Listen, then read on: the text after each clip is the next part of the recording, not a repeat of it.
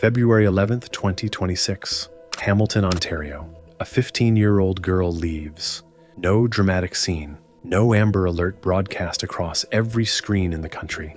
No news cameras on the front lawn. No ticker crawling across the bottom of cable news. Just a girl gone into the cold Canadian winter. Her name is Amber-Lynne Kearns. She is 5'7", brown eyes, shoulder-length brown hair. She was last seen wearing a dark Nike hoodie, black track pants, and black Jordan shoes with red soles. She is Indigenous. She is 15 years old, and as of today, she has been missing for 10 days. Right now, while you are watching this, the world is focused somewhere else. The cable networks are wall-to-wall with another case. 40,000 tips, 400 investigators, the FBI, the sheriff, the President of the United States weighing in. The country knows that name. It is on every screen, every feed, every front page. Amber-Lynne Kearns is not on every screen. This is not an accident. This is a pattern, and it has a name. And it has been killing Indigenous girls in Canada for generations, while the cameras point somewhere else. This is Amber-Lynne's story, and it is also the story of every girl who disappeared before her and never made the front page.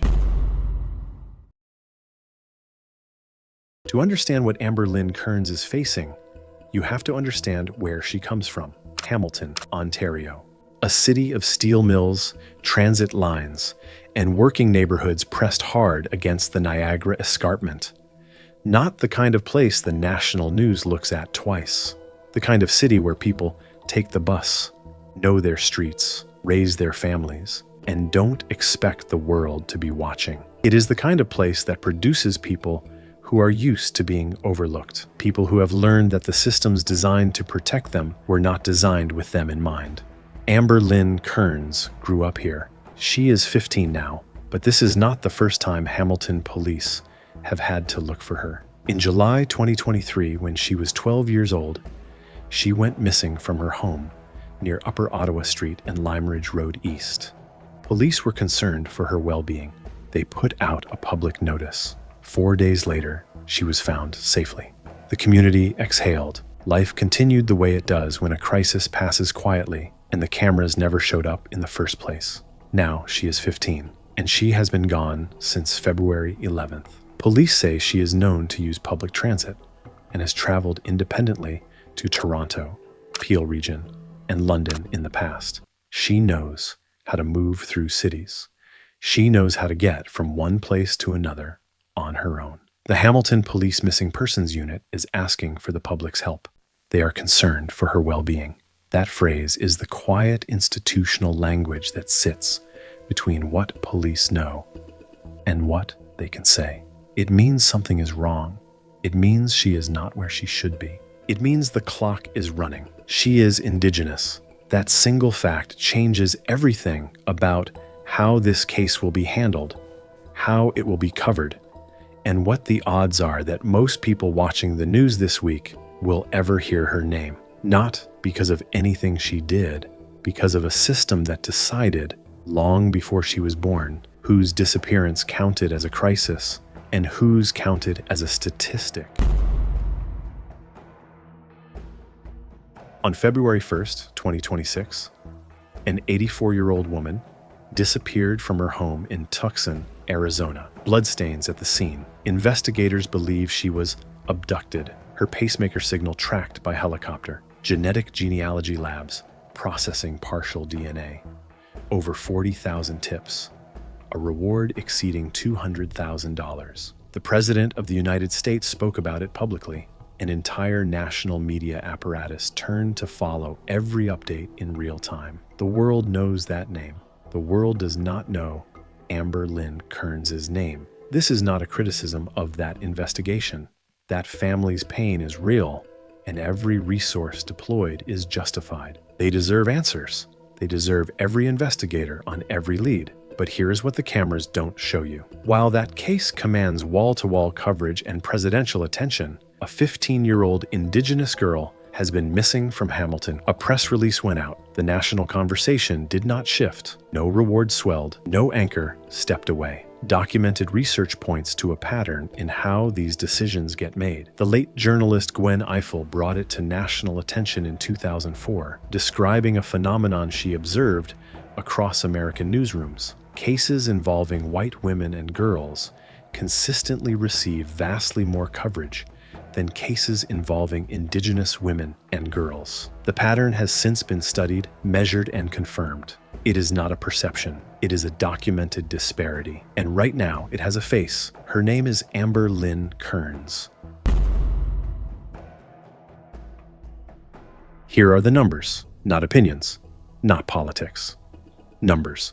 Indigenous women make up approximately 4% of Canada's female population, or 16% of all female homicide victims, and are 12 times more likely to be murdered or go missing. In some provinces, they account for 40% of female homicide victims, despite being a fraction of the population. In 2016, the National Crime Information Center recorded 5,712 cases of missing Indigenous women and girls in the United States alone. The DOJ's separate federal missing persons database had only logged 116 of those cases. That gap is not a clerical error. It is a policy failure repeated across decades. Canada's National Inquiry into Missing and Murdered Indigenous Women and Girls, completed in 2019 after testimony from 1,484 family members and survivors, reached a conclusion the Government of Canada did not dispute. The inquiry's own final report used one word: genocide, not a tragedy. That word sits in an official government inquiry. Almost no one outside of Indigenous communities talk about it. The inquiry produced 231 calls for justice. As of today, the majority remain unimplemented. Amber-Lynne came home, and 3 years later she is gone again, and the news cycle is somewhere else entirely.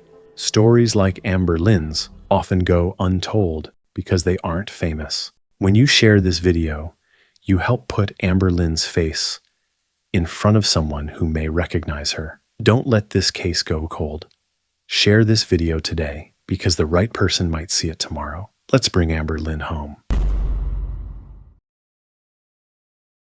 This crisis was not an accident. It was built deliberately over generations through policies designed to strip Indigenous communities of land, language, family, and identity.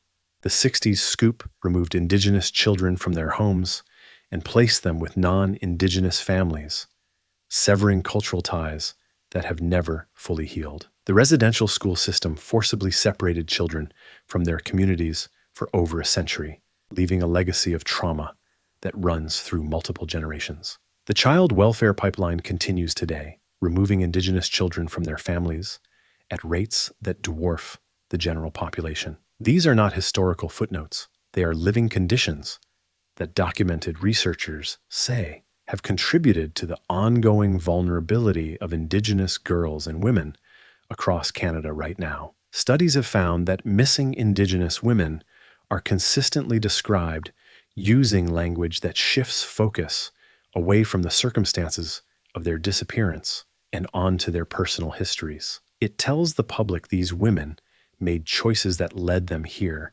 rather than examining the conditions that put them at risk. Amber-Lynne did not choose any of this. She chose to take public transit.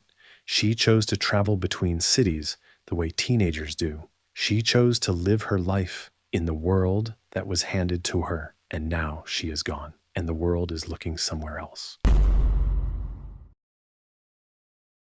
This is where most stories about missing Indigenous girls end. A press release, a few local articles, a phone number no one shares, silence. But silence is not inevitable. It is a choice, and it can be unchosen. Amber-Lynne is 5'7", medium build, shoulder-length brown hair, brown eyes, last seen wearing a dark Nike hoodie, black track pants, and black Jordan shoes with red soles. She may be in Toronto, Peel region, or London right now. She may be close to someone watching this video. If you have seen her, contact the Hamilton Police Missing Persons Unit at 905-5408 549. Tips can be submitted anonymously to Crime Stoppers at 1-800-222-8477. Cases do not go cold because of time alone. They go cold because attention moves on, because the algorithm finds something newer, because the people who might have seen something never saw the face. You have seen her face. You can share it. You can be the reason someone picks up the phone and makes the call that changes everything.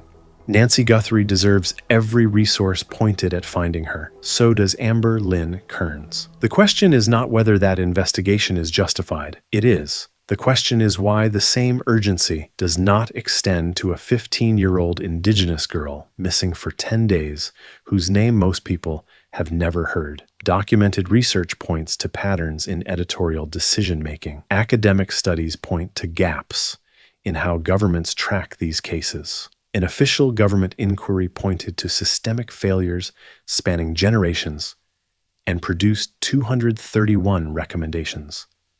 A fraction have been implemented. Amber-Lynne Kearns is not a statistic. She is not a symbol. She is a 15-year-old girl from Hamilton with brown eyes and a family that wants her home. She is still out there.